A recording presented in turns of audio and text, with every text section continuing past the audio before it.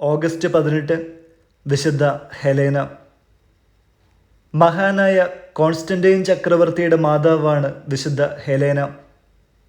AD 248 ആധുനിക തുർക്കിയുടെ ഭാഗമായി സ്ഥിതി ചെയ്യുന്ന ഡെപ്രാനത്തിലാണ് രാജ്ഞിയുടെ ജനനം. കോൺസ്റ്റാന്റിയസ് കോറസിനെ ഹെലേന വിവാഹം കഴിച്ചു. അവർക്ക് ഒരു മകനുണ്ടായി. റോമൻ സാമ്രാജ്യത്തിൻ്റെ പടിഞ്ഞാറൻ ഭാഗത്തിൻ്റെ സഹ-റീജന്റ് പദവിയിലേക്ക് കോൺസ്റ്റാന്റിയസ് കോറസ് നിർദ്ദേശിക്കപ്പെട്ടു.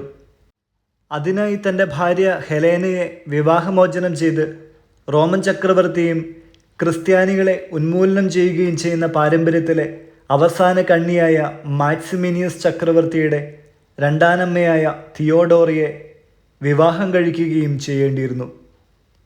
മാക്സിമിനിയസിൻ്റെ മരണശേഷം രാജ്ഞിയായ തിയോഡോറയുടെ ഭർത്താവ് കോൺസ്റ്റാന്റിയസ് കോറസ് റോമൻ അധികാരത്തിലേറി.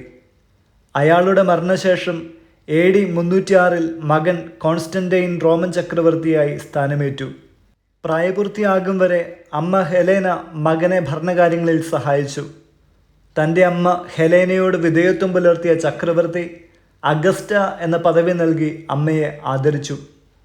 പരമാധികാരിയുടെ അമ്മയെന്ന നിലയിൽ എല്ലാ ബഹുമാനവും അവൾക്ക് നൽകണമെന്ന് ചക്രവർത്തി ഉത്തരവിട്ടു. ഹെലേന രാജ്ഞിയുടെ മുഖമുള്ള നാണയങ്ങൾ പുറത്തിറക്കി. AD 313 ക്രിസ്തുമതം അംഗീകൃത മതമായി മാറി. മാക്സിന്റിയസിനെതിരായ മകൻ്റെ വിജയത്തെ തുടർന്ന് രാജ്ഞി ക്രിസ്തുമതം സ്വീകരിച്ചു. ഔസേബിയൂസിൻ്റെ അഭിപ്രായത്തിൽ രാജ്ഞി ദൈവത്തിൻ്റെ ഭക്തിയുള്ള ദാസിയായി മാറി. AD 324 ഹെലേന രാജ്ഞി പാലസ്തീനയിലേക്ക് ഒരു തീർത്ഥാടനം നടത്തി. ദൈവം തൻ്റെ പദ്ധതിയുടെ പൂർത്തീകരണത്തിനായി എപ്പോഴാണ് എങ്ങനെയാണ് ഓരോ മനുഷ്യനെയും വിനിയോഗിക്കുക എന്നതിൻ്റെ തെളിവാണ് ഹെലേന രാജ്ഞിയുടെ വിവാഹവും വിവാഹമോചനവും റോമൻ അധികാരത്തിലേക്കുള്ള തിരഞ്ഞെടുക്കലും ജെറുസലേം യാത്രയും. റോമയിൽ ക്രിസ്തുവിൻ്റെ മഹത്വത്തിനായി പ്രവർത്തിച്ചതുമെല്ലാം. മഹാനായ കോൺസ്റ്റന്റൈൻ ചക്രവർത്തി ലാറ്ററൻ കൊട്ടാരം മെൽക്കിയാദസ് മാർപ്പാപ്പയ്ക്ക് വിട്ടുകൊടുത്തു. മാനസാന്തരശേഷം ഹെലേന രാജ്ഞി ഭക്താഭ്യാസങ്ങളിലും ദാനധർമ്മങ്ങളിലും അത്യുത്സുകയായി തീർന്നു. ജെറുസലേമിൽ ബിഷപ്പ് മക്കാരിയൂസിന് ഗാഗുൽത്തായിൽ ഒരു ദേവാലയം പണിയുവാൻ രാജ്ഞി കൽപ്പന കൊടുത്തു. അന്ന് രാജ്ഞിക്ക് 75 വയസ്സായിരുന്നുവെങ്കിലും ദേവാലയ നിർമ്മാണം നേരിൽ കാണുവാൻ രാജ്ഞി ജെറുസലേമിലേക്ക് പോയി. ദർശനത്തിൽ കർത്താവ് രാജ്ഞിക്ക് തൻ്റെ വിശുദ്ധ കുരിശിൻ്റെ സ്ഥാനം എവിടെയെന്ന് ബോധ്യപ്പെടുത്തുവെന്ന് പറയുന്നു.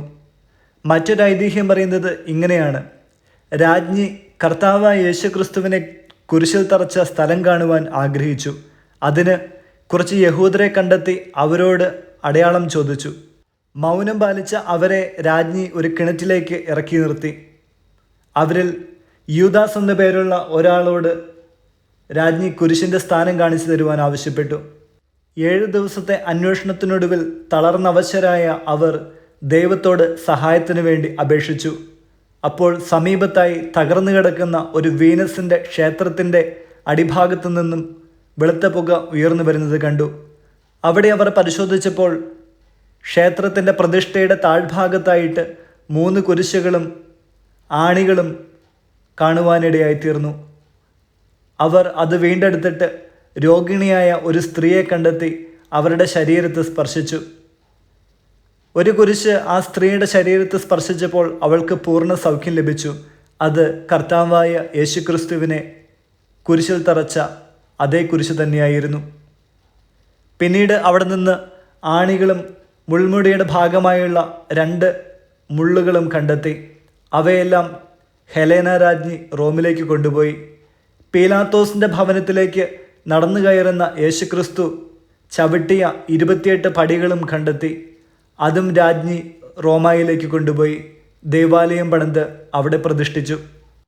ക്രിസ്തുവിൻ്റെ ജീവിതവുമായി ബന്ധപ്പെട്ട ഇടങ്ങളിലെല്ലാം രാജ്ഞി ഒരു ദേവാലയം പണി കഴിപ്പിച്ചു. Church of the holy sepulchre, construction of the church of nativity at Bethlehem, ഇതെല്ലാം രാജ്ഞിയുടെ സംഭാവനകളായിട്ട് രൂപപ്പെട്ട പള്ളികളാണ്. ജെറുസലേമിൽ നിന്ന് രാജ്ഞി കൊണ്ടുവന്ന മണ്ണുകൊണ്ടാണ് റോമായിലുള്ള holy cross of Jerusalem basilica നിർമ്മിച്ചിട്ടുള്ളത്. അവിടെ ഈശോയുടെ മുൾക്കിരീടത്തിൻ്റെ 2 മുള്ളുകളും സ്ഥാപിച്ചിട്ടുണ്ട്. ദൈവം തന്നെ ഏൽപ്പിച്ച എല്ലാ ഉത്തരവാദിത്തങ്ങളും പൂർത്തിയാക്കി AD 330 82-ാമത്തെ വയസ്സിൽ ഹെലേന രാജ്ഞി കാലം ചെയ്തു. തൻ്റെ മകൻ മഹാനായ കോൺസ്റ്റന്റൈൻ്റെ സാന്നിധ്യത്തിലാണ് രാജ്ഞിയുടെ രാജകീയമായ വിടവാങ്ങൽ. ഹെലേന രാജ്ഞിയുടെ ചെറുമകൾ കോൺസ്റ്റന്റീനയും ഒരു വിശുദ്ധയാണ്. സെയിൻറ്റ് കോൺസ്റ്റന്റീനയുടെയും സെയിൻറ്റ് ഹെലേനയുടെയും ഭൗതിക ദേഹത്തിൻ്റെ അവശിഷ്ട ഭാഗങ്ങൾ വത്തിക്കാനിൽ ഇന്നും സൂക്ഷിച്ചിരിക്കുന്നു. വചനം ഫിലിപ്പി 1-ാം 28-ാം വാക്യം. നിങ്ങളുടെ എതിരാളികളിൽ നിന്നുണ്ടാകുന്ന യാതൊന്നിനെയും ഭയപ്പെടേണ്ട. ദൈവത്തിൽ നിന്നുള്ള അടയാളമാണത്. അവർക്ക് നാശത്തിൻ്റെയും നിങ്ങൾക്ക് രക്ഷയുടെയും. വിചിന്തനം. നമ്മുടെയെല്ലാം ജീവിതത്തിൽ ചെറിയ സങ്കടങ്ങളും വേദനകളും വരുമ്പോൾ നാം ആദ്യം ചോദിക്കുന്നത് ഇപ്രകാരമായിരിക്കാം: ദൈവമുണ്ടോ? ദൈവമുണ്ടെങ്കിൽ എൻ്റെ ജീവിതത്തിൽ ഇങ്ങനെയൊക്കെ വരുമോ? ഹെലേന രാജ്ഞിയുടെയും ജീവിതത്തിൽ ഇപ്രകാരം തന്നെയല്ലേ സംഭവിച്ചത്? തൻ്റെ ഭർത്താവ് തന്നെ വിവാഹമോചനം നേടിയ ശേഷം റോമൻ ചക്രവർത്തി പദത്തിലേക്ക് കയറിപ്പോകുന്നു. എന്നാൽ പിന്നീട് ദൈവം അത് അനുഗ്രഹമാക്കി തീർക്കുന്നതാണ് നാം കാണുന്നത്. രാജ്ഞിയുടെ മാത്രം അനുഗ്രഹമല്ല, നാം ഉൾപ്പെടെയുള്ള എല്ലാ ക്രിസ്ത്യാനികളുടെയും അംഗീകാരമായി മാറുകയാണ് ആ വേദന. അവരുടെ ഭർത്താവിൻ്റെ മരണശേഷമാണ് മകൻ കോൺസ്റ്റന്റൈൻ റോമൻ ഭരണാധികാരിയായി സ്ഥാനമേൽക്കുന്നത്. തുടർന്ന് ക്രിസ്തുമതം അംഗീകൃത മതമായി മാറുന്നു. ജെറുസലേമിൽ നിന്ന് യേശുക്രിസ്തുവിൻ്റെ കുരിശും 3 ആണികളും മുൾക്കിരീടത്തിൻ്റെ ഭാഗങ്ങളും കണ്ടെടുക്കുന്നു. യേശുവിൻ്റെ ജീവിതവുമായി ബന്ധപ്പെട്ട എല്ലായിടങ്ങളിലും ദേവാലയം പണികഴിപ്പിക്കുന്നു. ഇതെല്ലാം ഹെലേന രാജ്ഞിയുടെ വേദനകളുടെ ഭാഗമല്ലേ? ദൈവം അവരെ നല്ല രീതിയിലേക്ക് നല്ല കാലത്തിനു വേണ്ടി ഒരുക്കി വെച്ചതുകൊണ്ടല്ലേ? നമ്മുടെ ജീവിതത്തിലും ദൈവിക പദ്ധതി ഇപ്പോഴല്ല വരുവാനിരിക്കുന്നുവെന്ന് ഓർത്തിരിക്കാം. ഓരോ വേദന വരുമ്പോഴും ദൈവത്തിൽ നിന്ന് അകന്നു പോവുകയില്ല, ദൈവത്തോട് ചേർന്ന് നിൽക്കുകയാണ് യഥാർത്ഥ ക്രിസ്ത്യാനിയുടെ വിളി.